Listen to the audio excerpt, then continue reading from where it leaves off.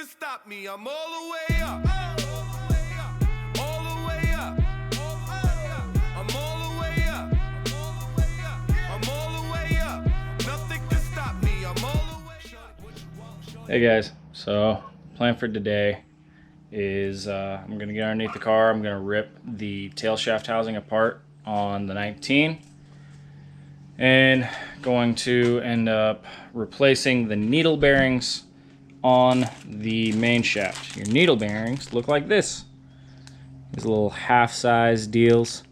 I'm pretty sure when I rebuilt mine, I ended up having a couple that were bent, and so when I'm taking usually like really low speeds, I can kind of hear a ticking sound, so I'm thinking something's catching. Every once in a while the DCCD like disengages, so I'm gonna try and pull it apart while I got daylight and it's the middle of the day and try and put this thing back together, and you know, fingers crossed that it goes smoothly. Thankfully for today, I got my buddy Chibi helping me out. Hi Chibi.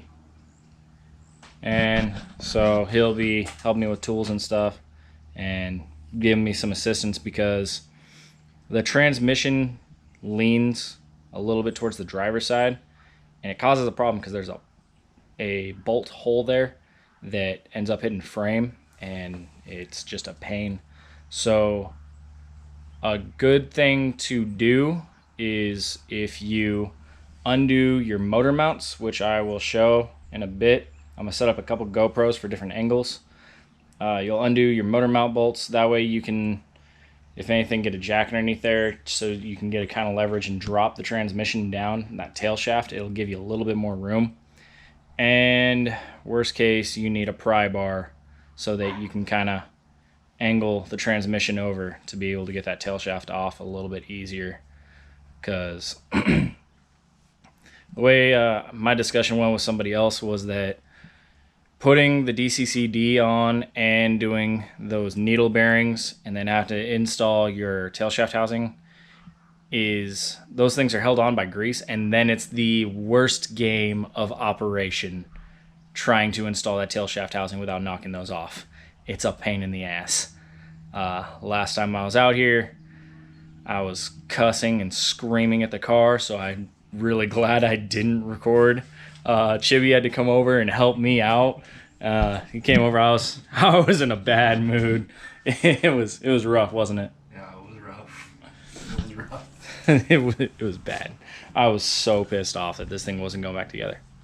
So to kind of go over tools that you're gonna need for this, I've laid them out for the most part. I might be forgetting a thing or two. If I am, I'm gonna try to elaborate later.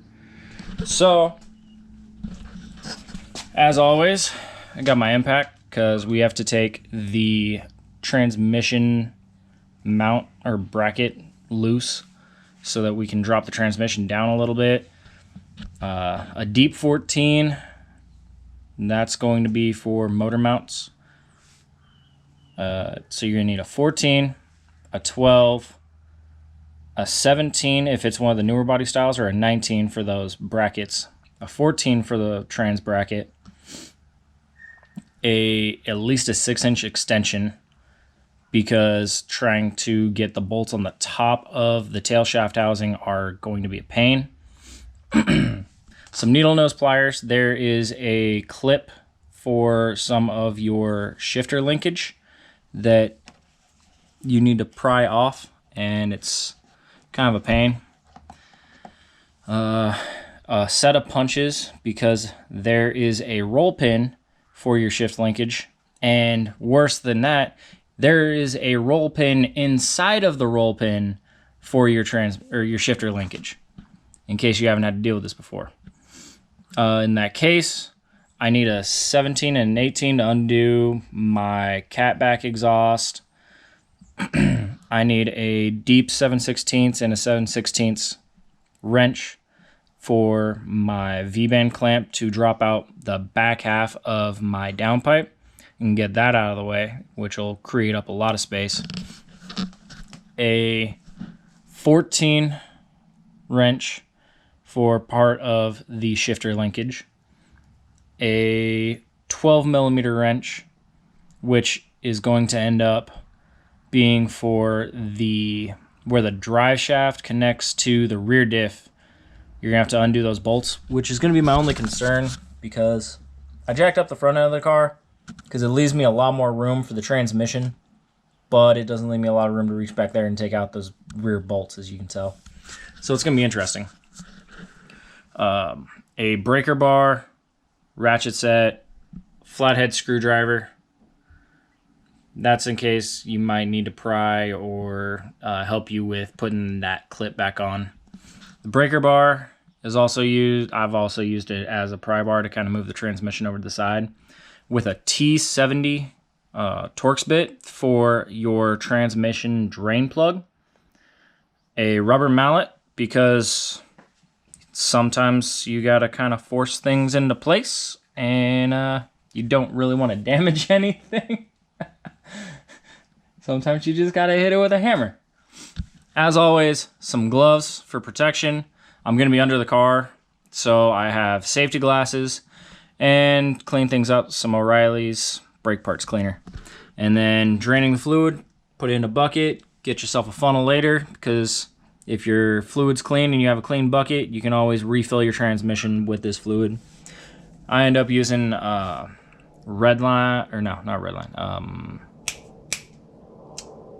shockproof oil. I think it's Redline, shockproof oil. So, yeah, I'm gonna set up the cameras and try and get started. And try and give you guys some insight on part of this as I go through. And anyways, yeah, gonna set this up and get it done so that I hopefully am completed by the time the sun goes down. Come and fly away with me. Come and fly away with me. Come and fly away with me. Come and fly away with me. Come and fly away with me. Come and fly away with me. Come and fly away with me. Come and fly away with me. Don't you be afraid, everything will change. You and I jumping off the edge. They say dreamers never die, so come and fly, come and fly, come and fly away with me. Not enough storage space. I don't know what you're talking about.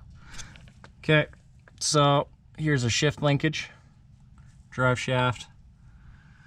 You got a few of these 14 mils here. I just took off my whole transmission bracket that bolts up.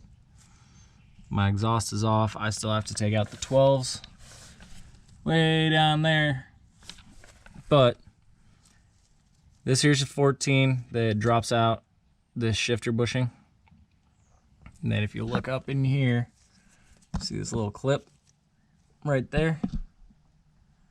You gotta get that guy out, pull this line off so all this drops.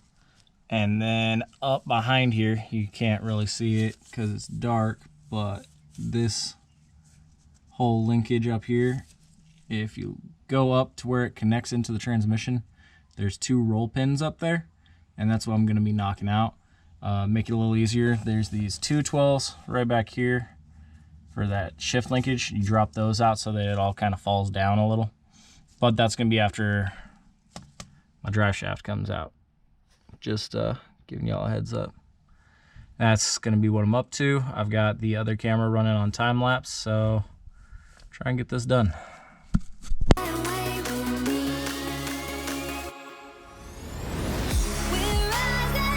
we're falling, we're making through. We're climbing, we're soaring, 1,000 views. We're rising, we're falling, we're making through. We're climbing, we're soaring, 1,000 views.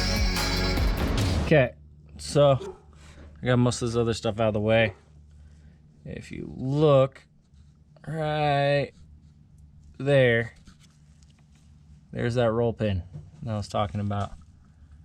You have to take a hammer, which, Chibi, would you mind grabbing me a regular hammer? Yeah. And then taking your punches, and you have to tap the inner roll pin out of that roll pin and then tap that roll pin out. It's kind of a pain, but you know, you can make it work. All right, gonna get this done. Thank you, sir.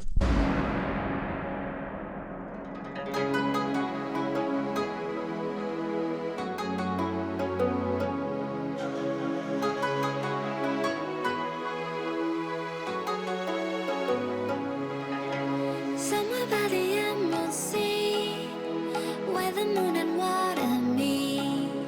Somewhere close to harmony, when the world is sound asleep. Something's gonna bring the change, journeys we are meant to take. Something at the edge of space, calling us to fly away. Hey, so gonna end up taking a quick intermission. I got my tail shaft housing loose. As you can see down here. Got it all draining out into my bucket so that I can reuse that fluid. Hopefully not spend too much. I'm probably gonna jack up the back end of the car because it's trying to fit under here. I'm not exactly small, so it might end up happening here soon before I put it all back together. But yep, I'm gonna let that drain for a little bit, come back out to it in a few. Alright, so looks like we're just about done draining. As you can see, it's got a real slow drip to it. Let's see if I can zoom. Nope, gloves don't want to work with me here. There we go. Anyways, now that it's done draining, I'm gonna wipe that all out. Hopefully it stops leaking on me. I'm gonna use some paper towel, soak up the fluid that's in it. And then I gotta pull this guy down and out of the way. I'll probably end up using a pry bar over on this side to move the transmission over. If anything, might throw a jack underneath the headers to kind of give me a little bit more angle. So here's the bolt hole that I was talking about right here. Kind of see it. It ends up hitting up against the bottom of your car, and it freaking sucks. It's really annoying, but I'm gonna do my best to kind of get the transmission up and out of the way so that this moves a little smoother. All right, get this done. Something at the edge of space, calling us to fly away. Don't you be afraid, everything will change. You and I jumping off the edge. They say dreamers never die, so come and fly, come and fly, come and fly away with me. We're rising, we're falling, we're making moves. We're climbing, we're soaring, 1,000 views. We're rising, we're falling, we're making moves. We're climbing, we're soaring, 1,000 views. Come and fly away, come and fly away, come and fly away with me. Come and fly away, come and fly away, come and fly away with me. Well, got it out. And I ran into a bit more serious of a problem than I thought I was going to. Just in case anybody was wondering, here's what the inside of your tail shaft housing looks like. I need to pull this out, but if you look right here, that is part of a bearing. That one to be exact. So I was right that one of these there was something wrong with one of these. Good thing I got 3 new ones from Subaru. The other 3 don't look to be in bad shape, but I'm gonna probably pick the one that feels the best and rolls the best to keep. The bigger problem is this guy.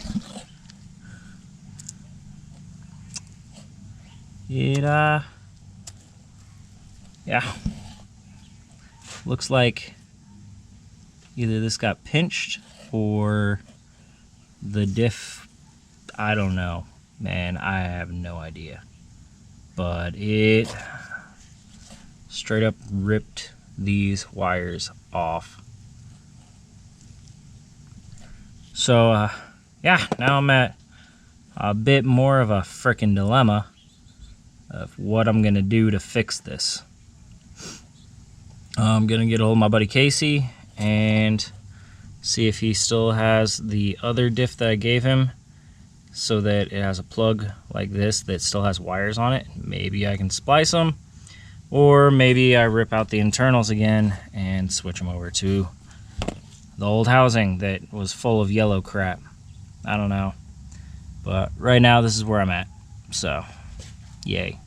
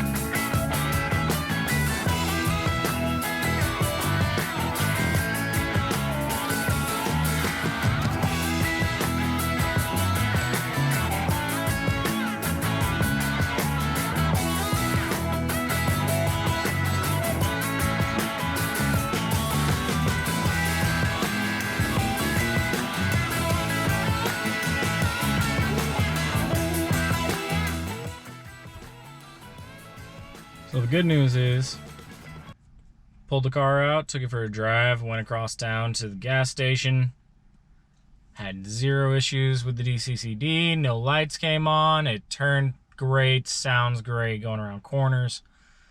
So it looks like what I did worked. The bad news was I forgot my wallet. I went to the gas station to fill up the car, and I left my wallet at the house. So, yeah, I'm riding on pretty low for fuel right now, but whatever, I can get gas later. I'm just happy that so far so good. The car's driving how I want it to. The DCCD's working. So for now, I'm just gonna chill. I have the interior all put back together. I've got the trunk all put back together. I'm actually about to clean my WeatherTech mat for the trunk, put it back in. The car's gonna look completely factory again, besides, you know, wheels and the few little visual mods that I have. And then give it about a week, and she's going off to Fab Shop for a little bit of work, but that's a surprise for some other stuff later. All right, that's gonna wrap up this video. Yeah, can't talk. Hopefully, you know, it was a little bit more enjoyable than my last ones.